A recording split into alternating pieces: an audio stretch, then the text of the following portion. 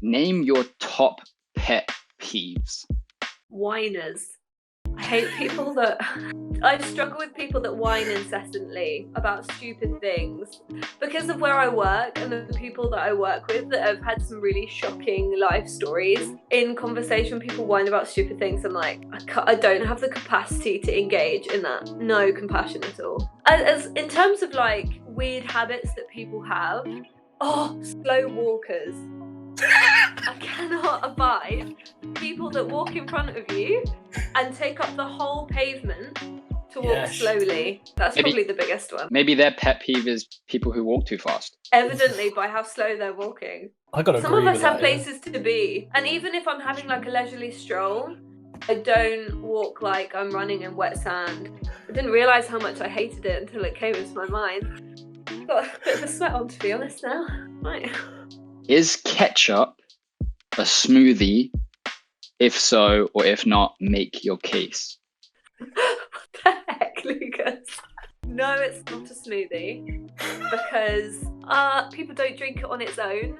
It's a condiment and it's used to garnish dishes. I don't know that smoothies are usually used as a condiment. But I guess the process of making ketchup is smoothie-esque, but no, it's not a smoothie. Well, the interesting thing is if you go in and you buy a smoothie, let's say other brands are available, but innocent smoothies, they're just full of fruit often. And ketchup is pretty much full of fruit. No, because people drink smoothies on their own. They don't put it on the side of the plate to dip their chips in. But maybe we've just misunderstood the whole concept of maybe Heinz mismarketed it. Yeah. No. Because there's tomato drinks. There are tomato drinks. So yeah, but no one drinks those. So all those people who drink tomato juice are absolute savages. That stuff is disgusting. I do dare you, once we're finished, to grab a bottle of tomato ketchup, put a straw in it, and go to your husband and say, "Here's your smoothie." He will drink it. Despite me.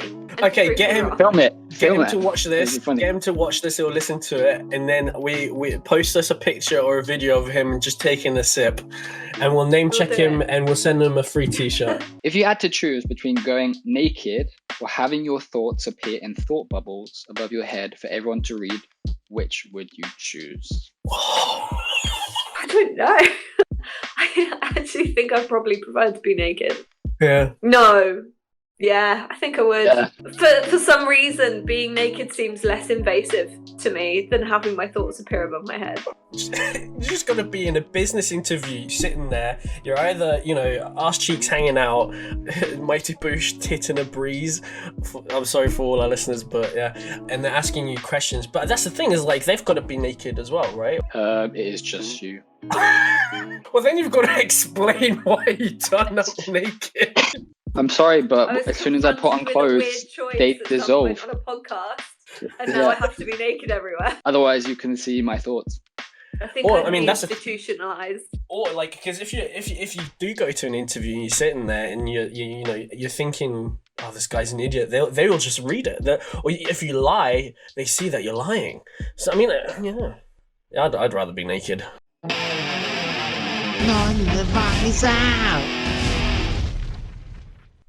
Okay, welcome, ladies and gentlemen, to our podcast this evening. We're joined by two wonderful guests. Also, I guess one of them is my co-host for this evening. We're wonderful. Well, not just wonderful. We're fantastic because we have one of our best friends, Jessica, with us this evening. And so we'll be talking about a very specific topic tonight. But before we move into the topic and introducing ourselves, we just want to invite all of you to subscribe to hashtag None the Wiser, found on YouTube, but also on Instagram with None the Wiser podcast, every single word spaced with an underscore. And for those of you who are hardcore, we're actually planning on getting some merchandise. So if you guys are interested in getting some kind of cappy or hoodie or t-shirt with our logo on it to support us, and everything that we earn on these purchases we put back into the podcast to create more content for you guys. So if you're interested in that, we'll be posting that on our Instagram page soon, some things that you can purchase, and so yeah, let us know. So yeah, like I said, Lucas is my co-host / guest this evening, and we're joined with our long-term friend. How long have we known each other, Jess, now? It's like, what, 7-8 years? Yeah, about that. Yeah. I mean, okay, well, I guess I've known you for 7-8 years. How long have you known Lucas? Since 2013, yeah. So you can't know her 7 and 8 years. No, gosh, then only 5 years then. Oh, yeah. Yeah, since 2015, you know. But some friendships, they just feel longer, you know, like you've known each other They transcend before this time. life even started, yeah. Mm-hmm. So, and where did you guys meet? Salt Lake City, Utah. Yep. Yeah. The very same. Fun times. I mean, because you guys were missionaries there. You were serving in the same mission. Were you guys the only 2 Europeans or Brits in the mission? There was Gabby. Yeah. Gabby Latham, but I don't know of any others, to be honest. There was an Elder Perkis towards the end. Oh, But, yeah. So there were Europeans, there were some Italians and Germans, yeah. Mm. But you were pretty much like top 3 Brits, and obviously you guys were the most popular, I assume. Yeah, especially Jess. Yeah. Well, Jess is a sweetheart. That's why. It's like she has, I don't know, Wait, has a very and easy she's more. air I just about feel her. like she's more outgoing. I usually just stood in the corner, and if anybody spoke to me, I would make jokes about how I knew Harry Styles, and then would crush people's dreams and say, "Actually, no, I don't." But they got all excited, you know. So I did the same. I pretended that Emma Watson was my cousin for like a really long time. I actually don't think I corrected anyone, so sorry. Well, actually, our mum went This is the to first time. our mum went to school with the mum of Emma Watson. Stop. yeah, Yeah, serious. it's true. Wow. They're nuts. Yeah, I only found that out like a year and a half ago, before COVID. So, yeah. So, just for our listeners, Jess, like I said, we've known each other for a number of years. Jess got married last year. When did you guys get married to? We got married in August. Nice. That's same as We were supposed to get married in April. yeah, and then Corona managed to screw everything up again. Yeah, that's the same month that Lucas got married as well. That is true. I think it's actually only a matter of days between our. Mine's the 10th. What day did you get married? Married on the 8th. Yeah. What? Yeah. It's crazy. I'll have to write that down. I'm writing that down right now so I can send you it next year. That's a good friend. Ladies and gentlemen, that's how you do it. Yeah, and you can remind me that 2 days later than my anniversary. For sure. So I don't get in trouble. I got you, don't worry. So, Jess, you studied occupational therapy at the University of East Anglia. For those people who don't know where that is, that's in the UK, in Norwich. Wonderful place if you ever get a chance to visit. And you're currently working as senior occupational therapist at an inpatient acute mental health unit in the UK. It's quite a mouthful. That's pretty intense. So you got married, like we said, last August to Owen Scott. And now I put as a note a sexy rugby playing munchkin. Would that describe him quite accurately? Pretty much. I've heard him described as a puppy on steroids, which is he's not on steroids, just as a caveat. But yeah, that's a pretty good description of him, to be fair. Okay. Owen is awesome. Really like Owen. So I mean, in your job, Jess, could you just describe roughly what you do for those who don't know? Yeah. So occupational therapy, I think, looks different depending on where in the world you work and what specialism you have. So if you're in physical health, it looks a bit more like physical rehabilitation, but I guess for me it's emotional, cognitive, mental health rehabilitation. I think when people get unwell with anxiety, post-traumatic stress, depression, anything like that, it's the day-to-day stuff that starts to slip first. Their motivation to engage in even the little things that build up their life. And I guess my specialism is rehabilitating people back into their roles, like being a mum or being a lecturer, or we've had a couple of GPs come in the last few months, and it's about using those roles and the things that are important to them to rehabilitate them back into a life that they find meaningful. Wow, that's pretty interesting, because I remember in our prequel to this, we were talking about, the topic that we want to talk about today, which was masculinity, femininity, but also very quickly we realized that, because of our experiences, Lucas and mine, with mental health in our family, within ourselves, and obviously you working with individuals who struggle with mental health issues, that was also a topic, and hopefully we'll be able to record another one concerning, mental health and in all of its wonderful facets. But I think that's definitely in the pipeline in the future. So for those of you listening, look forward to that. So yeah, thank you very much, Jess. So Lucas, like I said, he's my bro. I've known him for about how long now? 28 years almost. You don't even know how old I am? I have That's no ridiculous. idea. 27 old. My wife reminds me that I'm a grandpa. Yeah. So just at this, she's 21. So it's actually not that big of an age gap, really. I think so, at least. But it's probably because I do some grandpa things, like my back hurts and my knee hurts. Like I had to give up playing football, So yeah. But I'm really happy that he's now married, because now he gives me a chance with the ladies. Because even though he wasn't interested in the past with most of the people who made advances on him, I termed him as the babe magnet. I'm pretty sure he doesn't mind, because at the end of the day, he didn't care, which annoyed and frustrated me even more. But I'd be in the room, trying to work my magic, and within 15 seconds of him appearing, I was invisible. And so now he's off the market. He is giving me a chance. It wasn't that bad. You're never invisible, Marcus. Oh, thanks. Yeah, if you go to the dictionary and you look for the word opposite to invisible, it says Marcus. Absolutely. Absolutely. Yeah, I think most people who know me, I would probably agree with that. Got a big personality. Yeah. I mean, we're organizing a podcast, so I think being visible is pretty good. So moving into our topic, and why we've gathered here this evening, is to talk about a topic that Lucas and I have been talking about for years.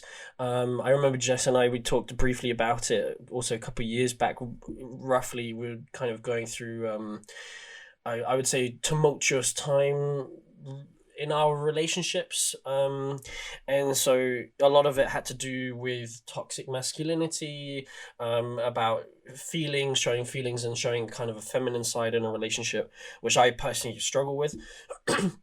So we've termed it as masculinity versus femininity. Now then, there's not a real competition between the two, but so like I said, the reason I chose Jess was to just knowing from our discussions in the past, but also Jess is very much in tune, I feel, with how people feel, and can, I don't know, intuitively understand people. I would say you're very much a people person. Would you say that too? Sometimes. With the right people, I'm a people person. Okay, fair enough.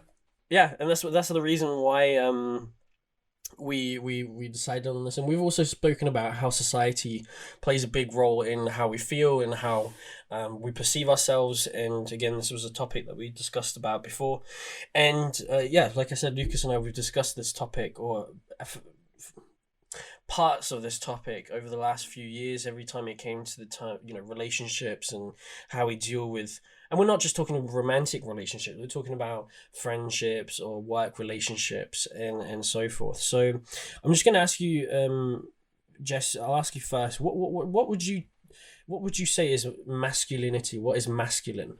The definition has sort of evolved as society has, to be honest. I think masculinity is or was on your anyway. I think it's traits that people relate to being associated with men. I think people talk about being masculine. There's an image that instantly pops into people's heads of like a tall, muscular man that's protective of his family, that doesn't show emotion, sort of like a stoic character. I would say that my opinion of masculinity is very different to maybe little views of what masculinity is. But I think, in a sense, it's what people associate with being the most manly that you can get, and it's posed in society as sort of like the stark contrast with feminism. Like they don't sit together; they're sort of opposite. Yeah, that's true. Yeah, thanks. Well, Lucas, what about you? How would you term masculinity from your perspective? Well, actually, in some preparation for this podcast, I had a look, and what I thought was quite interesting was just looking at what the word means. So before we put it into like a social construction or what we see it to be today, the Latin term, it means man-like or woman-like, right? And I think that fits very well because you can have men who have feminine attributes or characteristics, and you can have women who have masculine attributes. And I think growing up, for me, whenever I thought of a man, I always thought of Hercules. As you said, just like the big muscles, strong, courageous, and so forth. I should have just said me. Yeah. Oh yeah, that's your middle name. I forgot. Yeah, just kidding. But then when it came to like the femininity, I have to think of Princess Peach. So Mario has to always go save Princess Peach from Bowser's castle because she needs some hero to save her. So there's that sense of vulnerability and so forth. And yeah, I think there's lots of things we can go into, whether it be like social construction, what we grow up as, like, are you a boy growing up with, boy toys like Action Men? Like I remember we grew up with those, or the little, soldiers who had parachutes and we threw them out the window and we just saw them glide. That's the reason I like playing with them, is just to watch them fly, not because they were men. And then, often girls growing up with Barbies and so forth, so when you ask me that question, that's what comes to mind with masculinity and femininity. So, I mean, again, like Lucas said, in preparation, excuse me, in preparation for this evening, I was looking at, and this is just the Wikipedia, that's how much research I've done, but I thought it put it quite succinctly, which was: masculinity is a set of attributes, behaviours and roles associated with men and boys. Although masculinity is socially constructed, research indicates that some behaviours considered masculine are biologically influenced. To what extent masculinity is biologically or socially influenced is subject to debate.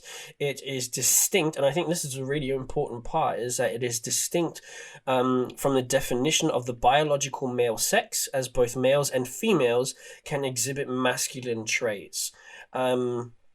Those and there was a caveat, which was those exhibiting both masculine and feminine characteristics are considered androgynous. So there's kind of mix of both. And to be honest, Lucas and I, we grew up in a boys' school, pretty much majority. Yeah. You were like, how many years were you there? I think only 3. Yeah, 3 years. So I was at a boys' school for 5 years. It was a pretty rough school. I talk about it in our German bullying episode last one. I think it's episode 7.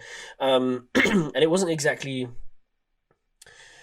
comfortable being in that school because you had this kind of image, like both of you said, that you had to live to. And if you didn't fit the mold, and we mentioned that in the episode of bullying, is that if you didn't fit the mold, you're an outsider. You were seen, deemed as a weirdo, as somebody who didn't conform to society, to these constraints that were posed upon us. And now Lucas and I mean, I think even Jess, we've all grown up in relatively similar family structures. I mean, there's a lot of similarities in what we've sort of both experienced, and from that we've kind of developed this emotional aspect when it comes to friendships, relationships that I sometimes feel that other people don't have, and I'm happy to be wrong on that, but I remember my dad telling me that he said, "Boy, be careful that you don't become too hard in how you deal with your friends, and especially with romantic relationships." But that was exactly what I was taught at school. So my question to you, Jess, is based off what I just mentioned with the whole school and growing up there, have you experienced gentlemen, I'm going to term them as gentlemen because I'm a nice guy, individuals who have been forced to conform to this, I'll term it as toxic masculinity, but you've known who actually at their cores are much, much softer? Yeah.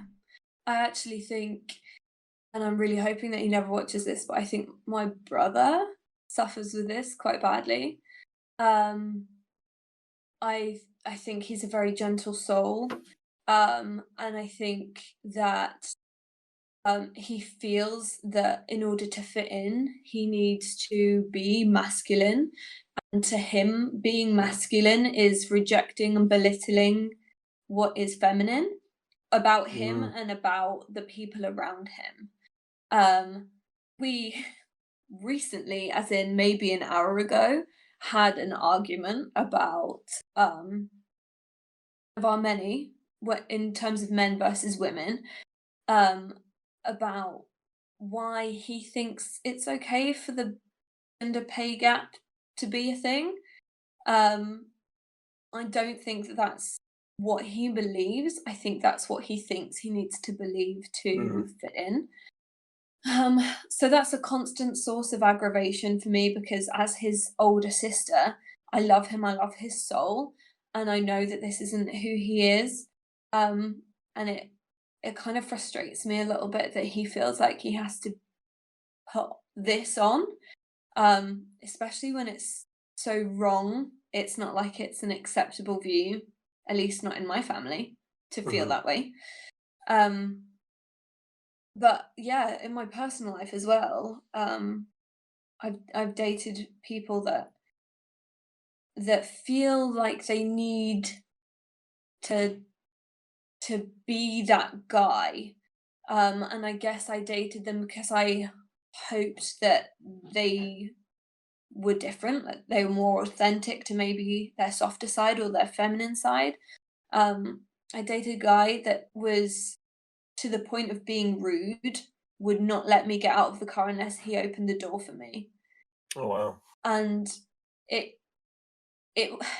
was almost aggressive, the manner that he tried to be like a gentleman, like the man, and to the point that it was not gentlemanly or manly to me, because I was being verbally abused every time I opened my car door by myself.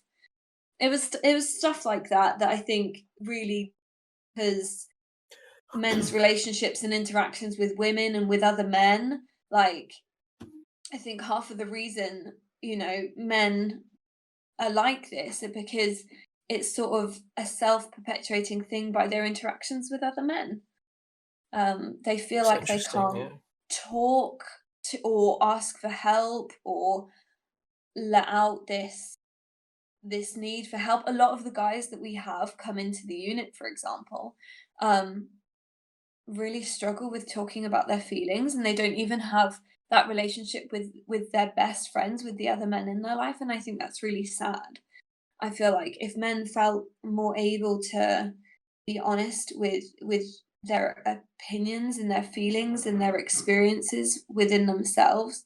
And I feel like that would massively impact society and masculinity, because it's to the total opposite of what masculinity is that being honest with themselves, and half of it is what brings people into the unit, is that inability to be honest with themselves about what they're feeling, because they're just conditioned to not acknowledge it at all.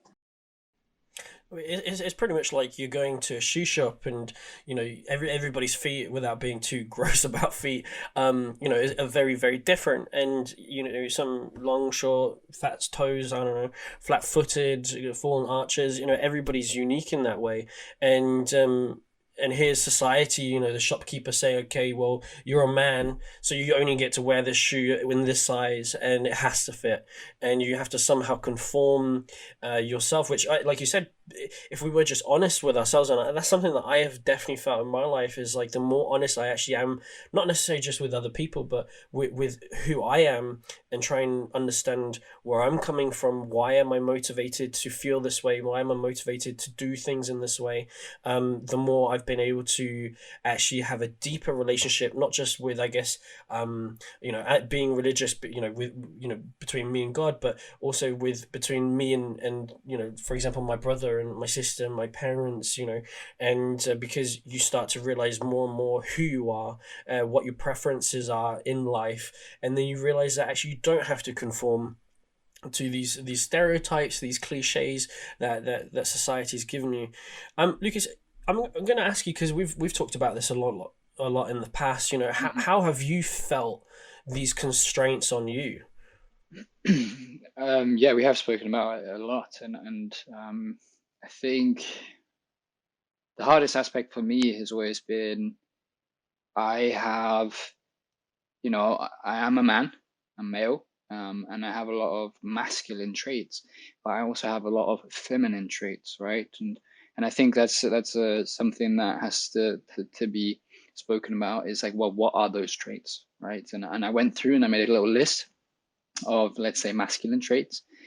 People will often say, physically strong, mentally robust, nothing gets you down. You're charismatic, you're confident, you're just physically tough as well. And something Jess said, you reject any feminine characteristic. You're not allowed to show, because you have to have that divide. You do man things, whether it's hunting, fishing, so forth. You're a provider, and you have that you have to be competitive, right?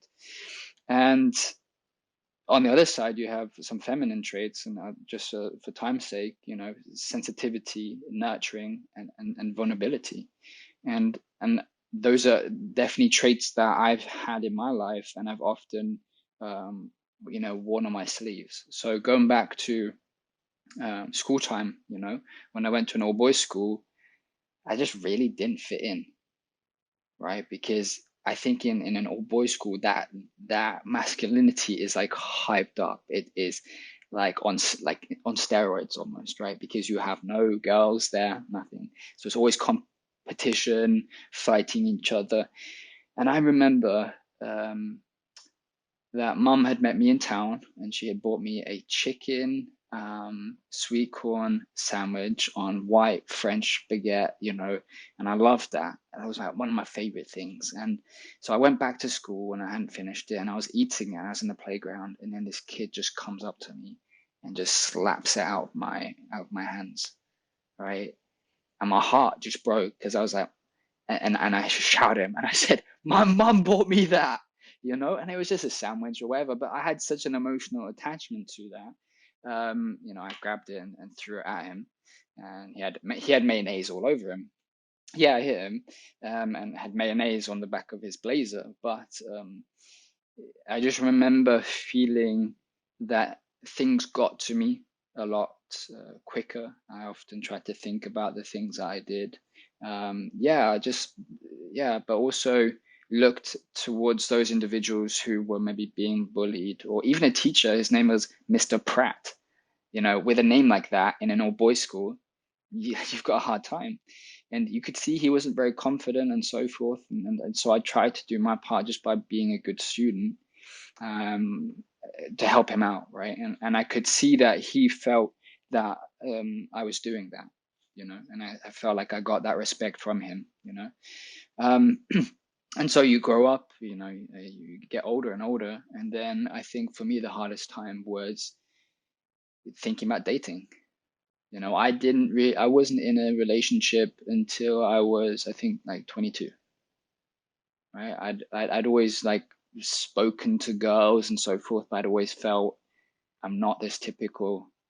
But that's the thing, and you mentioned that in the beginning, that I was the babe magnet, but I never thought of myself as that. Partially of like self-esteem problems, but then that is, but the self-esteem thing, I think, also sometimes comes from this social expectation, right, of what you need to be, but you're not meeting that, and so you just feel pretty bad about yourself, and then you think, well, now I have to beat all the boys to get the girl. But growing up and now being older, I realized that's not how it is. You'll find that individual who understands you. You just have to meet that person, and sometimes that takes time, And so that's my experience with I guess So toxicity. yeah, so do you feel, and I think I'll include Jess in this as well. Do you feel like it should be more acceptable for, I don't know, for women to display more masculine traits, and for the same as, do you feel like, Lucas, that it should be okay for men amongst men? Because I think maybe women, and this is maybe just my feeling on this, is that women are more acceptable of men with more feminine traits, vulnerability, and so forth. But do you feel like it would be better if men were just to accept that some men are more, feminine in their traits and in their characteristics? Do you feel like there needs to be an addressing of this? Yeah, I think it's a huge issue, and I think it filters into most aspects of society. To be completely honest, um, and I think the conversation, unfortunately, needs to be started by men. There's actually this really good TED talk by, I think his name is Justin Baldoni. He's an actor, and he. Hey, Lucas. Yeah, you stole it. I've got it written down. So go ahead. Yeah, no, because it touched me. So go ahead. Yeah. And he talks about how, he tries to use his social media platform to sort of change the narrative, like to be more vulnerable and to exhibit some more of those caring traits, to talk about the stuff that he struggles with. I think he mentioned like how much he loves his wife, and his relationship with his opinions of his body, like he struggles with body dysmorphia. And his TED talk is really about like trying to bring other men into the conversation, because he highlighted the fact that women are really good at encouraging men to do this, and they, like, most of his followers are women.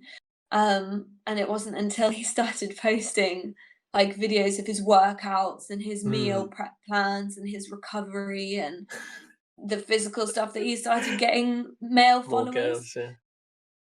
And it makes me sad that more men don't consider people or other men exhibiting that side of them on social media as worthy of a follow, as worthy of, because I think who you follow on social media essentially forms a lot of your opinions about yourself and a lot of what you think is appropriate to engage in society, because you're sort of drip feeding yourself the narrative that other people put out into the world.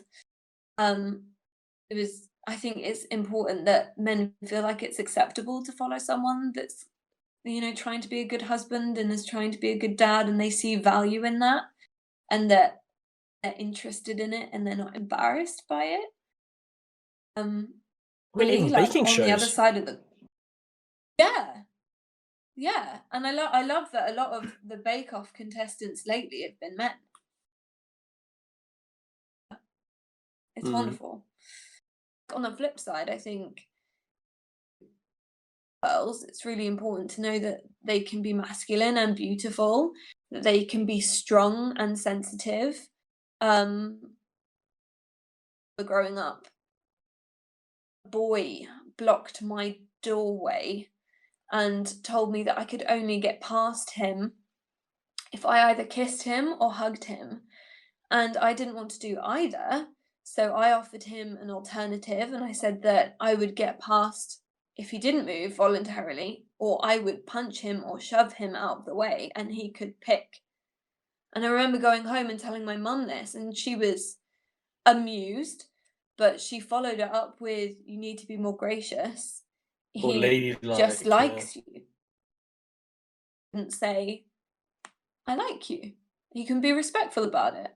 He had to do it in like a bullying, toxic way. And I think, yeah, I'm fully aware that I've dribbled now, but I think No. it needs to be represented on both sides, but the conversation needs to be started by men. I agree.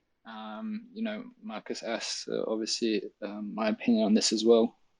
And I was going to use that TED talk. So maybe what I'll do is I'll just, the questions he asks, I think were the ones that provoked me the most, because I don't think I had thought of it this way. So I don't have them verbatim, but the gist is there. So he says, are you, talking to men, are you brave enough to be vulnerable? Are you strong enough to be sensitive? Are you confident enough to listen to the women in your life? And then the last one was, are you man enough? And that is the title of his TED talk, Man Enough, to challenge other men about their behavior towards women and the things that they say. And I think that it sheds such a light on, wow, like I think we maybe have misunderstood that these qualities that are meant to be, masculine, can be set in such good use that also allow the whole spectrum of males, right? And their feeling. And I love that, Jess, you mentioned, the femininity. And I think we've mainly spoken about masculinity, but the essence of, and I think mainly because I don't know enough, and I could do a better job at understanding that, but being strong. And I think in strong in all senses of the words, and there are some relationships I have to think of, marriages where the man, this is a personal belief, where there's often one of the partners is more masculine and the other one is a little bit more feminine, and it jives very well. And when you're both masculine and you're bumping heads constantly, it's very difficult. It can work, but you do bump heads. But yeah, where the man is more of the feminine type, and the woman more of the masculine. It's like, hey, let's get things done, and so forth. I think that's really important. Thank you both of you for what you said, because for me that's kind of helped me to realize that okay, for our listeners, for those of you who don't know, Lucas and I, we used to live together. We lived together for 3 years here in Germany. Lucas was studying economics here in Frankfurt. I'm still living in the same apartment, and it was kind of funny at first. It was two bachelors. We had a 65 inch flat screen TV, PlayStation 4, unlimited pizzas. We could do whatever we wanted to, pretty much. And but one thing is that Lucas and I were very different. You see, I'm very much a more masculine individual, somebody who's put a lot of emphasis on physical strength and rugby and weightlifting and tough upper lip, and just don't complain, don't let anybody see necessarily that you're weak or that that you're suffering, which discussed now is the worst thing that you can do, is to hide this suffering that you have as a man. And like you said, Lucas, we've mostly covered masculinity this evening. I told Jess this today.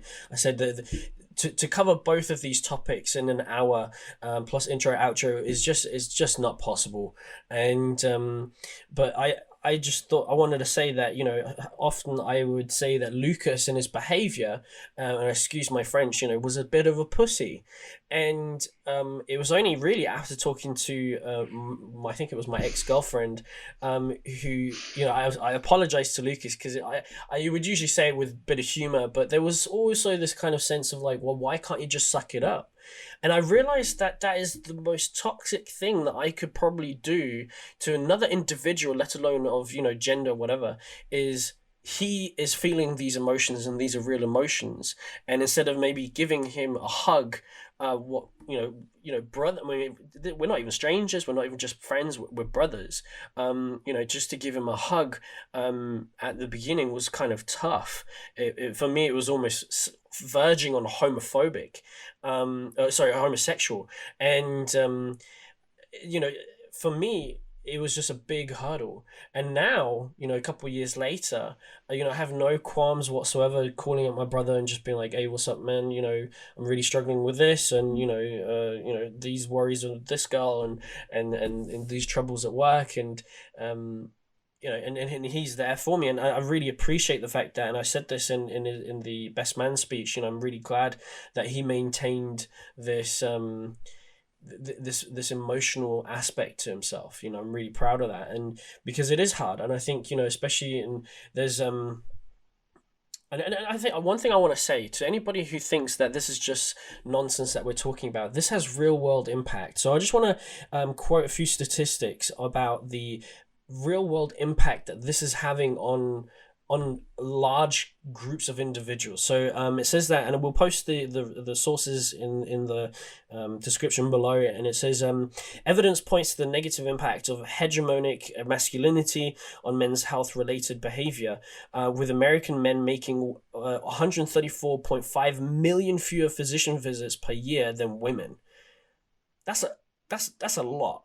So 25% of men aged 45 to 60 do not have a personal physician, increasing their risk of death from heart disease. Men between 25 and 65 are 4 times more likely to die from cardiovascular disease than women, and are more likely to be diagnosed with terminal illness because of their reluctance to see a doctor. Reasons cited for not seeing a physician include fear, denial, embarrassment, a dislike of situations out of their control, and the belief that visiting a doctor is not worth the time or cost. And I just think that that's mental. But at the same time, I'm the same in my approach. I'm like, I don't need to go to the doctor. I can power through this. I'll just take some painkillers. Jess is pointing. I assume her husband. And I think, you know, this has real world consequences. So talking about this and making it more acceptable to be talked about is really crucial. And before, I know Lucas wants to chime in here, that but one thing I wanted to say, and I remember talking to Jess about this years ago, was when if a girl wants to have a hug, right? If she needs some kind of physical attention, let me put it that way. We're not talking sexual, we're not talking about that, we're just, you know, just a hug, you know, affirmation, things like that. Then it's so common for girls to just go up to their girlfriend and get a hug, or for girls to hold hands in public. It's just more acceptable. If that was to be done, I would not personally feel comfortable going to my friend Alan, who's a magnificent animal beast almost. You know, I love him very much, but I would never go to put in public and be like, "Hey, bro, I need a hug." I'd probably do it to Lucas, but I wouldn't do it with a buddy of mine. And so when a girl is being very let me say, accepting or fond of a gentleman in a friendship way, because we're starved of this physical affirmation, we automatically see it as a flirtatious move on the part of the woman. But it's not. It's literally just, you know, I just need a hug, which, you know, I've caught myself in that. Sorry, I think Lucas wanted to quickly say something. Yeah, because you mentioned the statistics, right? So I wish I had the statistics on it. I should have prepared those, but I was thinking of how high suicide rates are among men. and three times more likely. Yeah, and especially I think was it about our age, right? Was it like 18 to like 35 or something? Very, very high. I can't say they're all attributed to the terminology masculinity or toxic masculinity, but I think, and I believe there needs to be not just a talking about, but an actual like change in how we go about doing things. I personally believe there are differences between male and female inherited through genetics, through biology differences, that shouldn't be fought against, right? So if you are by nature a certain way, you don't need to brainwash someone or program them in a different way, or condition, I guess would be a better word. But to allow, that the whether it be in the workplace, whether it would be at school, or whatever it may be. There's an interesting, I think she's a reporter for The Guardian, and she has 2 seasons on masculinity, and she goes and interviews UFC fighters, right? Because there's been this rise in men wanting to watch UFC fighting, right? I'd say I like to watch some of it because I think it's interesting. You always wonder, oh, could I compete? Could I do the same things? Maybe like a little boyish thing. But there are also women that compete in that. And they're very, very good. They beat each other up. I'm like, I don't ever want to get in a ring with them, and so allowing for that opportunity. So yeah, that's my piece. And yeah, I don't know if Jess looks like she wants to also say something. Yeah, go ahead, Jess. And you know what? Finish us off with whatever you want to say. I'm glad Lucas brought it up, because I feel like as a mental health professional, I'm like always chomping at the bit to be like, man, you need to talk about your feelings. But both Owen and myself, I'm just checking that this okay that I talk about this. Both Owen and myself have lost people, men, due to mental health, and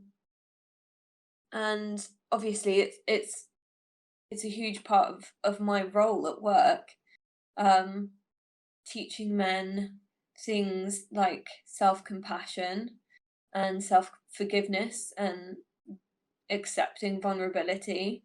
And I was watching the TED Talk before doing this, and I said to Owen, like, how difficult it is for women to go to the police after a sexual assault. Having to talk to a male police officer and maybe not being taken very seriously, how much more difficult it would be to be a man that's maybe suffered a sexual assault, has to go into that all-male environment and have to be completely and utterly vulnerable and share that sort of unmasculine experience that they've suffered with. And I know I have so many patients that have a sexual trauma history that are men that have managed to convince themselves that it's their fault, that they're a man, they should have been able to do something about it. And I think it's tragic that we live in a society that has built such a rod for either gender's back, that we're not more unified as just a human race and more accepting of everyone's individual personal experiences, and that it has to be put down to gender or race or, I don't know, background, like demographics. We can't just, I guess it's a bigger conversation for another time, but because I genuinely, it breaks my heart when I'm sitting in a room in a therapy session with someone and they're like 40 years old and it's the first time they have talked about the stuff that they've gone through because they feel like they've had to be strong this whole time. And I would argue that the first time they're being strong is in that therapy session talking about it. I think, like we've said throughout this conversation, that this is a real problem and something really needs to change. And we really need to normalize the conversation. Absolutely. Thank you very much, Jess, for that, and I totally agree, and I want to say thank you to Lucas as well for his questions beforehand, but also for his input. And just to all of our listeners now, we do see, roughly, the gender split. We encourage, we mostly have female listeners who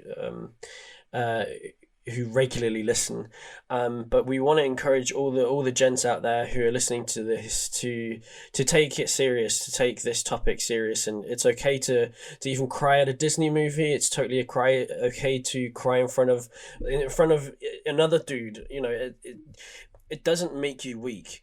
And I've been there. I've now I have no problems necessarily crying in front of people. I think it's a very healthy thing. We're not talking about being like one of your pet peeves, Jess, about being a whiner. We're not talking about something like that. We're talking about serious emotions here, and we're talking about trying to maintain a healthy, mental health that is healthy. So reach out to maybe a friend of yours who you think may be struggling, or if you're struggling, contact us and we'll have a quick chat. And ladies, if you know of somebody in your family or friends at work who is struggling with something like this, maybe just be patient with them. Maybe if you have that connection to them, talk to them about this. And hey, all you can do, just send them a link to this podcast. We'll be happy. Hopefully they'll be happy. And we really appreciate all of your inputs. And we're going to try and make this English version a regular thing. So we'll have Lucas on a few more times as well as a co-host, and hopefully as well as Jess, to talk about, again, mental health in the future. So thank you again to both of you, and thanks again for listening. Please like and subscribe on our YouTube channel, and if you're not interested in listening to it on YouTube, you can always find us on Spotify, Google Podcasts, and on iTunes. This is #None the Wiser, and we'll talk to you soon.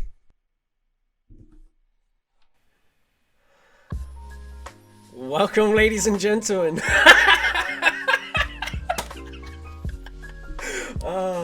Okay, I'll do that one again. Sorry, I lost it. Okay.